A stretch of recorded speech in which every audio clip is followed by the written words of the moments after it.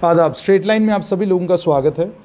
कल बहुत सारे इम्पॉर्टेंट लोग जम्मू के, उन्होंने अपने अपने फेसबुक वॉल के ऊपर टोकन टैक्स को लेकर वीडियोस डाले और उन वीडियोओं के ज़रिए ये कहा कि सरकार ने आम लोगों के ऊपर एक और बोझ डाल दिया टोकन टैक्स का, और फिर ये भी कह दिया गया साथ में कि अब आपको अपनी गाड़ियों पर जिनका वन टाइम टोकन टैक्स आप पे कर चुके हैं, आपको दोबारा से क्वार्टरली, मंथली या ईयरली बेसिस पर टोकन टैक्स पे करना है। ये खबर जब हमने भी सुनी, ऑर्डर भी पढ़ा, तो थोड़ा कन्फ्यूजन इसलिए था क्योंकि ऑर्डर, सरकारी ऑर्डरों को समझना ज़रा मुश्किल काम है। इसीलिए हम इस वक्त आरटीओ जम्मू धनंतर सिंह के साथ हैं। आइए इनसे जानते हैं आखिरकार कल हुआ क्या है। बहुत बहुत स्वागत आपका। आज ट्रांसपोर्ट डिपार्टमेंट जो खबरों में है और लोग कह रहे हैं जी आपने लोगों के ऊपर बड़ा जुल्म, गाड़ी है और मैंने अगर अगस्त 5 से दोबारा से इसका वन टाइम टोकन टैक्स है, मुझे दोबारा से उसके लिए टोकन टैक्स पे करना है, तो पहले तो ये चाहूंगा कि क्या वाकई हम सबको टोकन भरना पड़ेगा? जी, जैसे आप जानते हैं, मैं आपको अगस्त 2019 हुआ 492, उसके तहत रजिस्ट्रेशन ऑफ व्हीकल्स है। उस टाइम पे गवर्नमेंट दूं कि ये दो किस्म की गाड़ियां होती हैं, जैसे आप कमर्शियल और नॉन कमर्शियल। जो नॉन कमर्शियल गाड़ी है उसमें आती है जो हमारी पर्सनल व्हीकल्स हैं, जैसे तो वो लोग जो हैं वो वन टाइम पेमेंट कर देते हैं जब उन्होंने गाड़ी खरीदी होती है, उनके ऊपर इस टैक्स का कोई लेना देना नहीं है। और ये वही 9% टैक्स है जो अभी भी उसको स्लैब कोई कम की गई। जो ये 9% है वो फ्रेश व्हीकल्स का है, जब मतलब जो 1 अगस्त के बाद रजिस्ट्रेशन होगी उस पर तो 9% हम ले रहे हैं। ये वो गाड़ियां हैं जी आप बता रहे थे। हाँ, जैसे मैंने बताया कि दो कैटेगरीज यहाँ पे मैं आपको बताऊंगा, जैसे कमर्शियल और नॉन कमर्शियल व्हीकल्स हैं। नॉन कमर्शियल व्हीकल्स हैं, ये उनके लिए नहीं है। जो ये क्वार्टरली हाफ ईयरली टैक्स जो है ये उन गाड़ियों का होता है, जैसे कमर्शियल व्हीकल, बसेज हैं, ट्रक्स हैं हमारे। जो कमर्शियल व्हीकल्स का क्या होता है कि वो वन टाइम पेमेंट करते हैं या ईयरली पेमेंट कर लेते हैं। तो उसकी कन्फ्यूजन थी कि जो पुरानी गाड़ियाँ, मान लो किसी ने 4 साल पहले खरीदी है, वो 10 साल तक अपना क्वार्टरली टैक्स भर रहा है। अब इसके 5 साल गाड़ी की अभी और एज है, बट उसको अब कितना लगाएं हम? 1 अगस्त को आपको ये परेशानी हुई थी कि अब इसको टैक्स कैसे लगाएं? 9% बेसिकली तो पुराने पे तो लगेगा नहीं, लेकिन नए उसको कितना क्या रेट लगाना वो अभी डिसाइड नहीं था। उसके बाद फाइनेंस डिपार्टमेंट ने क्लेरिफिकेशन दे दी कि रिटर्न डाउन मेथड से इसका आप डेप्रिसिएशन का वैल्यू निकाल के इसको टोकन टैक्स लगा दो। लेकिन उसमें हमें ये दिक्कत आई कि वो जो इसको वाहन पोर्टल को मेंटेन करते हैं वो ऑनलाइन नहीं कर पा रहे थे उसको। मतलब वो ऑनलाइन ना हो पाने की वजह से क्या था कि लोग जो है उनको आरटीओ ऑफिस में लंबी लंबी लाइनें लगवानी पड़ रही थी। तो फिर डिपार्टमेंट ने इसमें ये फिर से टेकअप किया। हमने यहाँ से डिपार्टमेंट ने इसमें एक कंसीडर्ड व्यू लिया, इसको एग्जामिन करने के बाद तो वो एक लमसम टैक्स जो है वो पुरानी गाड़ियों पे जो 1 अगस्त से पहले खरीदी हुई है वो इम्प्लीमेंट मतलब लगाया गया। और वो एसआरओ जो कल 183 एसओ जो आ गया उसमें एक एनेक्सर साथ में लगा हुआ है, उसमें रेट्स दिए हुए हैं। जिन लोगों ने पहले या हाफ ईयरली भरे थे उनके रेट्स जो हैं वो रिवाइज किए गए। वो 9% नहीं है, कम है, बट जो अर्लियर थे उससे थोड़ा ज़्यादा है। ये सिर्फ उन गाड़ियों के लिए हैं जिन्होंने क्वार्टरली पार्शियल टैक्स पहले भरा था, पार्शियल अभी भरना था। जिन्होंने वन टाइम भर लिया था उनके लिए ये नहीं है, जो गाड़ियाँ वन टाइम भर गए हैं। और मोस्टली केसेस जो 99% इसमें कमर्शियल व्हीकल ही होती है, नॉन कमर्शियल जो है वो वन टाइम ही भर देते हैं। तो ऐसा कोई मतलब नॉन कमर्शियल के लिए जैसे आप अपना गाड़ी का या कोई प्राइवेट व्हीकल का, उसके लिए ये टैक्स नहीं है। दूसरा ये जानना चाहूँगा, ये तो 5 अगस्त से पहले की स्थिति है। 5 अगस्त के बाद इस समय अगर मैं एक नई गाड़ी खरीदता हूँ, एक आम आदमी खरीदता है, पहले उसके लिए समझना चाहूँगा उसे कितना टैक्स पे, टोल टैक्स पे कर, रोड टैक्स पे करना है, और उसके बाद फिर ये जो कमर्शियल गाड़ियां हैं उनका टैक्स जो है वो कैसे आप लेंगे? देखिए, ये 5 अगस्त नहीं, ये 3 अगस्त, वो पहले तो 1 अगस्त से था, उसमें बाद में फाइनेंस डिपार्टमेंट ने क्लेरिफाई किया कि 3 अगस्त तक हमारा को पोर्टल में इशू था। तो वो 3 अगस्त के बाद अगर आपने गाड़ी खरीदी है, उसको रजिस्टर कर रहे हो, तो आपको 9% इंक्लूडिंग जीएसटी आपने जो है उसका वो डिपॉजिट करना है। अगर आपका प्राइवेट आम आदमी के लिए, हाँ, अगर साथ में आपकी कमर्शियल व्हीकल है, जैसे मान लो आपने बस खरीदी हुई है, ट्रक खरीदा हुआ है, तो उसमें लोग क्या, टैक्सी कोई भी है, आप उसमें इकट्ठा पेमेंट नहीं करना चाहते हैं। मतलब मान लो वन टाइम टोकन टैक्स आपने 20 लाख की गाड़ी ली, वन टाइम आपको 1,80,000 आपको भरना पड़ा, वो ज़्यादा टैक्स है। तो इसके लिए आपके पास जो हमारा मोटर व्हीकल टैक्सेशन एक्ट है उसमें प्रोविजन है कि आप हाफ ईयरली भरो, क्वार्टरली भरो या ईयरली भरो या वन टाइम भरो, ये आपकी चॉइस है। तो वो क्वार्टरली टैक्स आपने जो है वो क्या होगा कि वो 15 साल में डिवाइड कर दिया जाएगा। जैसे जो टोटल टैक्स बनेगा 15 साल का, वो डिवाइड करके आपको ईयरली बेसिस पे, और ईयरली बेसिस से अगर आप ईयरली भी नहीं भरना चाहते हैं, आप क्वार्टरली भरना चाहते हैं, तो ईयर को 4 पार्ट कर दिए जाएंगे, तो अमाउंट वही रहेगी, उसको आप आपकी चॉइस है।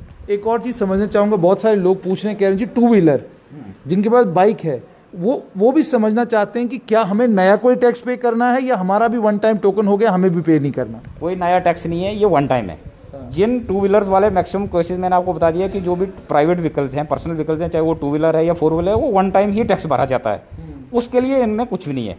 हाँ, अगर आपने फ्रेश टू व्हीलर लेना है तो उसके लिए आपको 9% कास्ट ऑफ व्हीकल जो है, जैसे मान लो आपने ₹1,00,000 की बाइक ली है तो आपको 90,000 जो है उसमें टैक्स भरना है, उसमें कोई मतलब प्रॉब्लम नहीं है, आप वन टाइम आपको भरना है फ्रेश। जो कमर्शियल व्हीकल्स हैं उन्होंने पार्टली टैक्स भरा होता है, उनके लिए ये प्रोविजन गवर्नमेंट ने निकाला हुआ है। अच्छा, अब आपसे ये भी समझना चाहूँगा कि कल बड़ा कन्फ्यूजन लोगों के बीच में था कि जी ये सारे का सारा टैक्स जो है ये बोझ अब हमारे ऊपर पड़ने वाला है, जा रही है कि टैक्स बढ़ाया गया है, तो ये भी आपसे समझना चाहूँगा क्या बढ़ाया गया है, किसके लिए बढ़ाया गया? नहीं, इसमें ये ट्रांसपोर्टर जो हमारे जेएंड के थे, ये उनकी बहुत देरीना डिमांड थी। जैसे ये SRO 492 जब गवर्नमेंट ने इशू किया, उसके बाद ट्रांसपोर्टर इसी के लिए फाइट कर रहे थे कि जो पुरानी गाड़ियां हैं उस पर हमें ये 9% टैक्स नहीं लगना चाहिए। उनकी डिमांड को कंसीड कर आपको 9% नहीं लेंगे, आपके लिए हमने फिक्स अमाउंट फिक्स कर दिए जो 9% से कम है वो। और उसका सबसे बड़ा फायदा ये होगा कि वो NIC के जो हमारा पोर्टल है, वाहन पोर्टल, वो उस पर ऑनलाइन आ जाएगा। आप किसी भी दुकान से, किसी भी जहाँ पे नेट फैसिलिटी हो, वहाँ से आप ऑनलाइन टोकन टैक्स भर सकते हो अपनी गाड़ी का, आपको RTO ऑफिस में आने की ज़रूरत नहीं है। ये सबसे बड़ा फ़ायदा है, यहाँ पे आपको लंबी लाइनें लगाने की ज़रूरत नहीं है। आप अपने घर बैठ के अपने ATM से पेमेंट कर सकते हो, आप किसी खिदमत सेंटर से पेमेंट कर सकते हो। अगर आपके पास ये फैसिलिटी नहीं, आप किसी साइबर कैफ़े पे जाके अपनी पेमेंट कर सकते हो। इसमें गवर्नमेंट ने इसको ऑनलाइन पोर्टल पर लाया हुआ है वाहन पे, तो ये फायदा इसका। तो इसका मतलब ये हो गया कि जो लोगों के बीच में एक धारणा बन गई कि जी ये सारा टैक्स जो है आम आदमी को देना पड़ेगा, आपको पुरानी गाड़ी पे टैक्स देना है जी, अब आपको दोबारा से लाइनों में लगना है जी, तो ये बिल्कुल सब बेबुनियाद है, इसमें कोई सच्चाई नहीं। ऐसा कुछ नहीं है। आप अगर उसकी लैंग्वेज मेरे सामने ये SO की कॉपी पड़ी हुई है, इसमें अगर आप फर्स्ट लाइन ही पढ़ोगे तो in partial modification of notification SRO 492, ये उसकी एक मॉडिफिकेशन है। जो उसमें कमियां थी, जिसपे हमारे ट्रांसपोर्टर्स के जो ओनर्स थे उनके कुछ खदशात थे, उनको दूर करने के लिए ये ट्रांसपोर्ट डिपार्टमेंट ने एक नया जो ऑर्डर इशू किया है, जो उनके बेनिफिट के लिए है। उनको तो आज एक मैक्सिमम मतलब इस ऑर्डर से उनको एक बहुत बड़ा रिलीफ मिला हुआ है ट्रांसपोर्टर्स को। अगर आप किसी ट्रांसपोर्टर से बात करोगे तो उसको ये रिलीफ है, क्योंकि वो पहले अपना टोकन टैक्स भर नहीं पा रहा था ऑनलाइन, दूसरा उसको लंबी लाइनें लगवानी पड़ती थी, तीसरा ये क्लियर नहीं था कि मैंने भरना कितना। नई गाड़ी पे तो 9% भरेगा, लेकिन पुरानी गाड़ी पे क्या था, वो सारी चीज़ें इससे क्या है कि एक और बड़ी बात है, जैसे आपने कोई गाड़ी बाहर से खरीदी हुई है, आउट ऑफ जेएंड के, री रजिस्ट्रेशन जिसको हम बोलते हैं, कमर्शियल हो या प्राइवेट हो, कोई भी हो, उसमें प्रॉब्लम ये आ रही थी कि हमारे पास कितने टैक्स हमने लेना है। टोटल कास्ट का तो 9% हम उसको ले नहीं सकते हैं, क्योंकि वहाँ पे वो गाड़ी पे टैक्स दिया हुआ। तो उस गवर्नमेंट ने वो प्रोविजन भी इसमें एक दे दिया, जो थर्ड है SO का। उसमें ये लिखा है कि जो गाड़ी बाहर से अगर कोई खरीदता है तो उसको प्रो रेटा बेसिस पे करना है। मान लो अगर किसी दूसरी पंजाब से गाड़ी किसी ने खरीदी है, यहाँ पे हमारे पास रजिस्ट्रेशन करने आ रहा है, तो वहाँ पे अगर गाड़ी 10 साल चल चुकी है तो 15 साल गाड़ी की एज होती है, तो 5 साल का ही टैक्स हम यहाँ पे उसको लेंगे। वो 10 साल जो है वो पंजाब में उसने दे दिया, वो हम उसका वो नहीं लेंगे। जितने साल ये यहाँ उसकी एज है उसका टैक्स जो है गवर्नमेंट यहाँ से उसको चार्ज करेगी। अच्छा। और वो प्रो रेटा बेसिस पे उसको चार्ज होगा, चाहे उसने वहाँ पर वन टाइम पे नहीं, वहाँ पे तो वन टाइम किया हो या ना किया हो देखने। मान लो अगर 10 साल पुरानी गाड़ी है तो हम सिर्फ 5 साल का टैक्स उससे लेंगे यहाँ पे। हमारा जैसे मान लो की गाड़ी वहाँ पे उस वक्त कास्ट थी, तो 9% के हिसाब से उसका 9,000 टैक्स बनता है। ठीक है, 9,000 को आप 15 साल में डिवाइड कर दो, जो कि 600 के करीब बनेगा पर ईयर। जितने साल अब यहाँ पे आपके रहेंगे, जैसे आपका 5 साल है तो हम आपको 3,000 आपसे लेंगे, हम अपने साल का यहाँ पे लेंगे, क्योंकि वो जो टोकन टैक्स उसने पे किया है वो उस स्टेट का है। ये जो रोड टैक्स है ये गवर्नमेंट ऑफ इंडिया का नहीं, ये रोड टैक्स जो है स्टेट का टैक्स होता है या यूटी का टैक्स है। तो जिस यूटी में, जिस स्टेट में अपनी गाड़ी आप रजिस्टर करोगे, आपने वहाँ पे ये पे करना है। अच्छा, मुझे बताइए कि जैसे मैं ऑडी खरीद लूँ या मैं बाहर से सियाज खरीद लूँ, वो मेरी प्राइवेट गाड़ी है, मैं अपनी गाड़ी को इस्तेमाल करना चाहता हूँ, तो क्या उसके लिए भी मुझे यहाँ पर दोबारा आकर टोकन टैक्स पे करना होगा, या जो वन टाइम में वहाँ पर पे किया हुआ है उस जिससे मैंने गाड़ी खरीदी है उस पर काम चल उस जाए। पे आपके पास ऑप्शन है, जो मोटर व्हीकल टैक्सेशन एक्ट है या मार्थ का जो हमारा जो motor vehicle central motor vehicle act या रूल्स हैं, उसमें प्रोविजन है कि अगर आपने वन टाइम टैक्स भरा हुआ है वहाँ पे किसी स्टेट में, तो वहाँ पे रिफंड का प्रोविजन है। जितने साल आपने गाड़ी वहाँ चलाई है, मान लिया आपने 15 साल का टैक्स इकट्ठा भर दिया हुआ है, लेकिन आपने 10 साल के बाद गाड़ी जो है वहाँ से शिफ्ट करनी है, तो आप 5 साल का क्लेम कर सकते हैं उस स्टेट से, रिफंड कर सकते हैं, वो वहाँ से रिफंड करेंगे। लेकिन यहाँ पे आपको पे करना है, वो टैक्स आपको यहाँ पे करना पड़ेगा। दूसरे लोग ये भी पूछे सेकेंड हैंड कार के लिए क्या होगा, मतलब मैं अगर जम्मू में ही एक गाड़ी किसी और से खरीद रहा हूं, उसके लिए टैक्स का प्रावधान क्या है? कोई टैक्स नहीं है, उसका एक ट्रांसफर फी होती है, मिनिमम है वो मगर 300 रुपीज़ पर व्हीकल। वो 300 रुपये आपने जमा कराना है और आपकी गाड़ी ट्रांसफर हो जाएगी। उसमें खाली ओनरशिप राइट ट्रांसफर होता है, उस पर कोई टैक्स नहीं लगेगा आपको। अच्छा, एक चीज़ मुझे और बताएं कि ये तो हो गया कि टैक्स को लेकर कम से कम क्लैरिटी होगी, पता चल गया जी।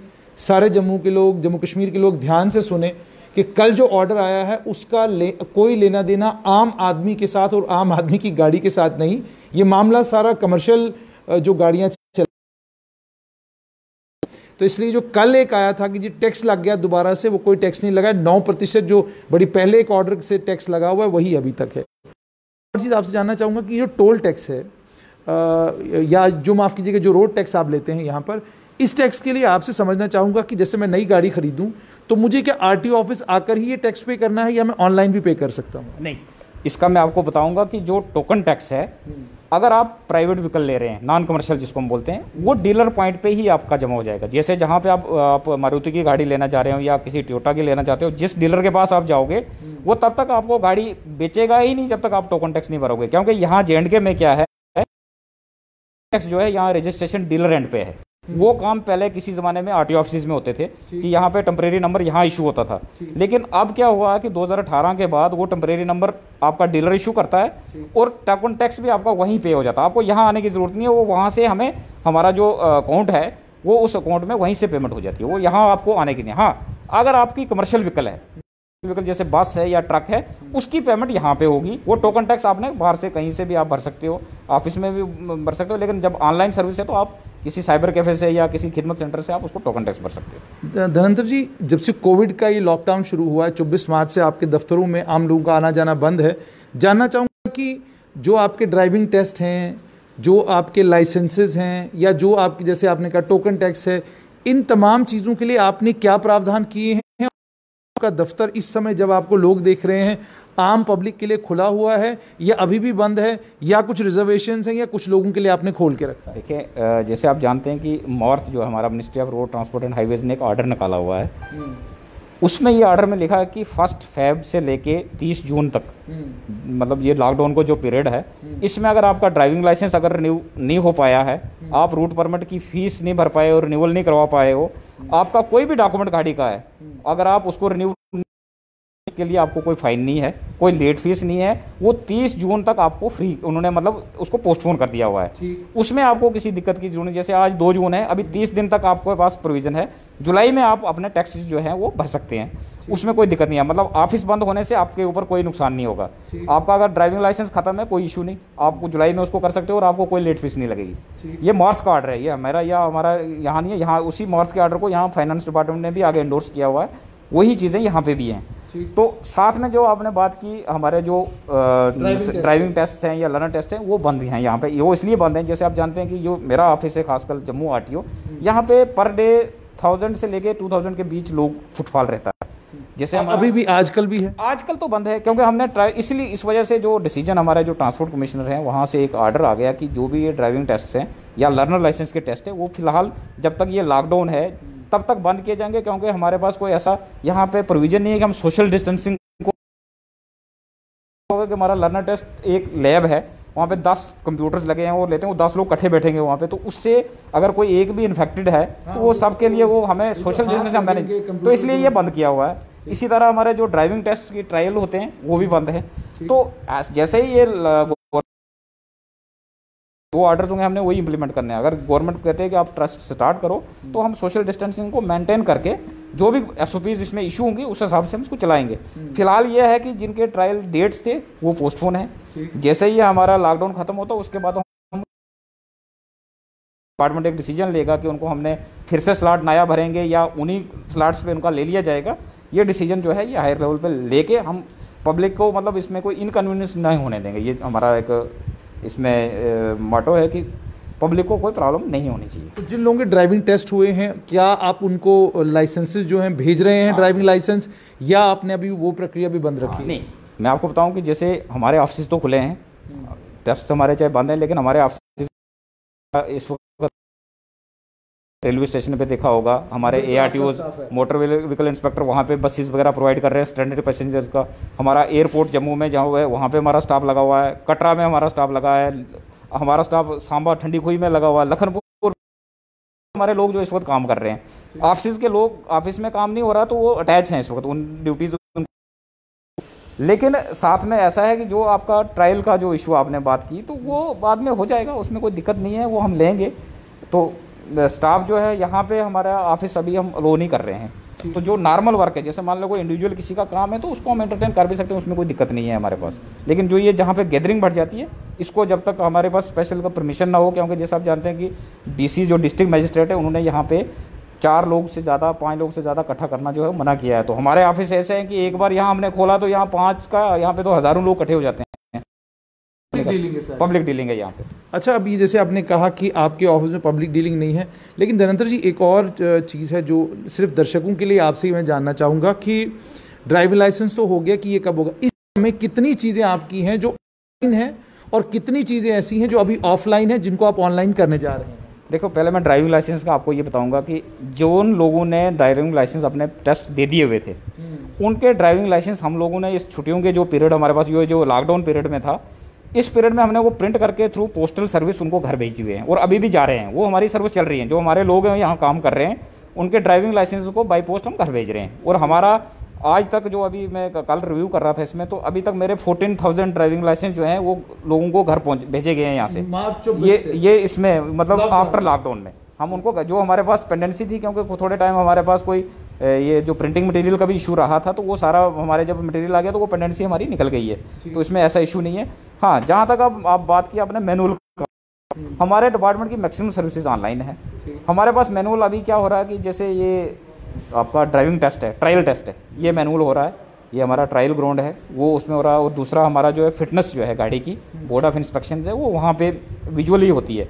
तो इसके लिए डिपार्टमेंट अपना काम कर रहा है। जैसे आप जानते हैं विजयपुर सांबा में हमारा फिटनेस सेंटर बना हुआ है, वो मैकेनाइज्ड फिटनेस सेंटर है, वहाँ पे ह्यूमन इंटरवेंशन बड़ी कम रहेगी। फर्स्ट एक अपने मतलब यहाँ J&K में एक उसकी फर्स्ट है यहाँ पे। इसी तरह हमारा जो ड्राइविंग टेस्ट है, हमारा एक ITDR यहाँ पे बन रहा है कोट बलवाल गैंग में। वो जो ड्राइवर्स की ट्रेनिंग है टेस्ट वो वहाँ जब वो कंप्लीट हो जाएगा तो वहाँ शिफ्ट हो जाएंगे। ये सर्विसेज भी हमारी जो है वो दिल्ली पैटर्न पे सेंसर बेस्ड जो है वो टेस्ट ले लिए जाएंगे यहाँ पे भी। यानी सब कुछ अब ऑनलाइन करने जा रहे हैं, कोई भी काम RTO दफ्तर में जो है फिजिकल काम बंद हो जाएगा। डिपार्टमेंट का तो यही कोशिश है कि लोगों को कम से कम यहाँ आना पड़े। जैसे आप जानते हो कि RTO ऑफिस में मैक्सिमम शिकायत रहती है जी हमारे जो मुलाजम है वो लोगों को सही तरह से अटेंड नहीं कर पाते, या कोई कहता है जी हमें लंबी लाइनें लग जाती हैं।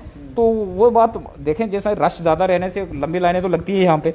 हर आदमी को आप प्रॉपर्ली अटेंड करना आपके लिए टफ है जब लाइन लंबी है। तो इसलिए अगर लोग घरों से अपना टोकन टैक्स ऑनलाइन भर सकते हैं, अपना कोई भी जो बाकी सर्विसेज हैं अगर घर से कर लें तो उनको यहाँ आने की ज़रूरत नहीं। हाँ, कुछ सर्विसेज ऐसी हैं कि जहाँ पे आपको आना ही है। जैसे आपने फी डिपॉजिट करना है कहीं, तो वो तो कहीं ना कहीं से तो आपको करवानी है। आपने लर्नर लाइसेंस के लिए यहाँ आना है तो वो आना है, उसको हम स्किप नहीं कर सकते हैं। हाँ, अगर गवर्नमेंट कोई ऐसा डिपार्टमेंट अगर कोई ऐसा नए ऑर्डर्स निकालते हैं कि आप लर्नर टेस्ट के लिए लोगों को छोड़ो तो वो हो सकता है, अदरवाइज लर्नर टेस्ट के लिए आपका टेस्ट होगा। आखिरी सवाल आपसे, सुनने में ये आया था कि जो अलग अलग चलान होते हैं, ट्रैफिक के जो चलान होते हैं, ट्रैफिक के चलानों को लेकर पिछले दिनों कुछ अफवाहें उड़ी थी कि जी अब जो ट्रैफिक के चलान को भुगतने का काम होगा, एक तो वो ऑनलाइन हो जाएगा और दूसरा अगर उसमें कोई आपका मामला बनता है, अभी तो वो हाईकोर्ट जाता है या कोर्ट में चला जाता है, तो वो होगा। क्या ऐसी कोई जानकारी आपके पास भी है? आया नहीं है। हाँ, जो मैं आपको जो मैंने दिल्ली में है कि आप मतलब अगर आप कोई वायलेशन करते हैं ट्रैफिक की, आपने वायलेशन की है, आपको बाज़ाब्ता वो ऑनलाइन आप अपनी फ़ीस पे करेंगे, पेनल्टी वहाँ लिखी हुई है कि या तो आप पेनल्टी पे करें या आप रिस्पॉन्स भरें। तो क्या ऐसा कोई प्रावधान यहाँ भी होने जा रहा है? यहाँ पे जो हमारी रिसेंटली एक मीटिंग हुई थी, सेक्रेटरी साहब ने मीटिंग ली थी हमारी, तो वहाँ पे ट्रैफिक डिपार्टमेंट जो है वो चलानिंग, उससे फ़ायदा जो ये होगा कि जो रिपीटेड वायलेशंस होती है ना, जैसे मैं अगर ड्राइविंग कर रहा हूँ, मेरा कोई आज चलान हो जाता है तो मैनुअल में वो पता नहीं लगता कि हैबिचुअल ऑफेंडर होता है ना कोई, मैं रोज़ का मेरा चलान हो रहा है लेकिन पता नहीं लग पा रहा है। जब एक बार ये ई चलानिंग हो जाएगी तो आपका जो 3 बार अगर आप कोई वायलेशन करते हो आपका लाइसेंस कैंसिल हो जाएगा। तो वो चीज़ जब ई चलानिंग स्टार्ट हो जाए तो वो फ़ायदा हो जाएगा इसको वायलेशन को रोकने में। एक और चीज़ मुझे जहन में आई, वो भी आपसे जानना चाहूँगा कि बड़ी बार क्या होता है कि ट्रैफिक पुलिस विभाग के लोग आपको रोक लेते हैं, रोकने के बाद वो आपसे आपका ड्राइविंग लाइसेंस पूछते हैं, ड्राइविंग लाइसेंस के साथ में इंश्योरेंस आपकी पूछते हैं। अब बड़ी तादाद ऐसे लोगों की भी है कि जिन लोगों ने अपना इंश्योरेंस रिन्यू नहीं कराया है। ये सारी डिटेल, सारा डाटा रहता है आरटीओ ऑफिस के पास। क्या कोई माध्यम ऐसा बनाने जा रहे हैं जिसके थ्रू ऑनलाइन, मतलब आप कहीं आपको कहा जी कि मेरा रिन्यू हो चुका है लेकिन घर पे पड़ा हुआ है, तो ट्रैफिक विभाग के लोग फौरन नंबर डाल के ये मालूम कर सकें कि इसका इंश्योरेंस है कि नहीं है और इसका ड्राइविंग लाइसेंस जो है ये इसी का है या इसने फेक बनाया हुआ है। देखें, इसमें अभी पहले से ही प्रोविजन है। हमारे 2 ऐप्स हैं, एक तो डिजी लॉकर है और एक एम परिवहन करके ऐप है। आप मोबाइल ऐप इसको डाउनलोड कर सकते हो। इसमें आप अपना नंबर, जो लाइसेंस नंबर है या जो आपकी डाउनलोड करके रख सकते हो उसमें। वो ऑनलाइन सर्विस है। जैसे आपको कोई ट्रैफिक वाला कहीं पकड़ता है, आप उस ऐप को खोल के अपना उसको दिखा सकते हो और वो वैलिड है, वो आपको ना नहीं कर सकता है। वो गवर्नमेंट का ऑर्डर है, उसमें मार्थ जो हमारा मिनिस्ट्री है गवर्नमेंट ऑफ इंडिया की, वहाँ के स्पेसिफिक उनके ऑर्डर्स हैं कि वो वैलिड माने जाएंगे। कोई भी ट्रैफिक अथॉरिटी या आरटीओ का स्टाफ जो है आपको चलान नहीं कर सकता अगर आपके पास एम परिवहन ऐप में या डिजी लॉकर ऐप में आपके अगर डॉक्यूमेंट्स वहाँ पे हैं तो, क्योंकि वो ऑनलाइन सर्विस है।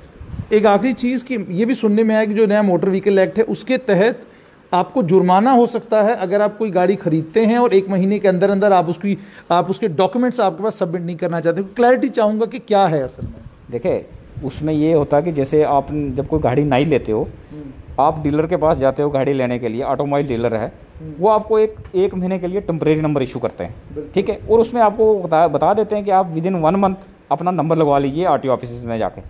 तो उसमें आपकी ड्यूटी बनती है, जो ओनर है, कि जो आपका गाड़ी उसने फी आपकी और जो डॉक्यूमेंट्स हैं उसने ऑनलाइन भेज दिए होते हैं हमें, हमारा वाहन पोर्टल पे वो ट्रांसमिट कर देता है। यहाँ पे जेएंडके में क्या है कि अभी इंस्पेक्शन कंपलसरी है। यहाँ पे आपने अपनी गाड़ी लेके हमारे इंस्पेक्शन सेंटर में आना है, अपनी गाड़ी को इंस्पेक्ट अलर्ट होगा, ये आपकी ड्यूटी है। अगर आप विदिन 1 मंथ नहीं आते हो तो आपको जो नया प्रोविजन, मतलब एक्ट में अमेंडमेंट हुई है जो सितंबर 2019 से, उसमें 1/3 of the token tax paid, मतलब आपने टोकन टैक्स, मान लो आपका लाख रुपया बनता है किसी गाड़ी का, तो अगर आप ये लेट करते हो, डेलिबरेट डिले है जिसमें प्रोसीजरल डिले कोई हमारी तरफ से नहीं है, आप अपने लेवल पे यहाँ आते नहीं हो, तो आपको 1/3 ऑफ द टोकन टैक्स आपको फाइन पड़ेगा। लगभग 35,000 रुपये आपको फाइन भरना। हाँ, अगर लाख रुपया आपका टोकन टैक्स बनता है तो। और इसी तरीके से अगर आपका टोकन टैक्स 1,80,000 है, 2 लाख, तो 1/3 विदिन 1 मंथ जो है अपना नंबर जो है वो अलॉट करवाना है। ठीक है। और यानी अगर आप अलॉट भी नहीं करवाते, अप्लाई करना है। हाँ, अप्लाई अगर आप हमारे पास आ जाते हो, मान लो आपने मेरे पास वो गाड़ी की इंस्पेक्शन करवा ली है और आपका फिर भी नंबर नहीं लगा, तो फिर नहीं है, आपकी ड्यूटी हो गई कि आपने अपनी गाड़ी को यहाँ पे इंस्पेक्ट करवाना है। जिस दिन आपकी इंस्पेक्शन हुई आपका काम खत्म है।